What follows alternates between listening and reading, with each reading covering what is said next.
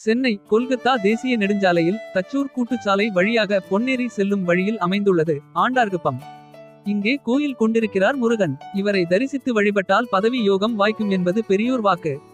ஒருமுறை சிவபெருமானை தரிசிக்க கைலை மலைக்கு வந்த பிரம்மதேவன் வழியில் முருகப்பெருமான் இருப்பதை கவனிக்காமல் சென்று கொண்டிருந்தார். அதிகார தோரணையுடன் அவரை அருகில் அழைத்த முருகப்பெருமான் பிரணவத்துக்கு பொருள் கூறுமாறு கேட்டார். அதற்கு பதில் சொல்ல தெரியாமல் பிரம்மதேவன் திணறியதும் அதனால் கோபம் கொண்டு முருகப்பெருமான் பிரம்மனின் தலையில் குட்டி சிறையில் அடைத்த திருக்கதையும் நாமறிந்ததே. அப்படி பிரம்மனிடம் கேள்வி கேட்ட அதிகார தோரணையுடன் இடுப்பில் கரங்களை வைத்து கம்பீரமாக நிற்கும் திருக்கோலத்தில் முருகப்பெருமான் அருளும் கோயில் இது. ஆகவே இங்கு வந்து அவரை தரிசிக்கும் அன்பர்களுக்கு அதிகாரம் மிகுந்த பதவிகள் வாய்க்கும். ஏற்கனவே பதவியில் உள்ளோருக்கு பதவி உயர்வுகள் கிடைக்கும் என்பது பக்தர்கள் நம்பிக்கை.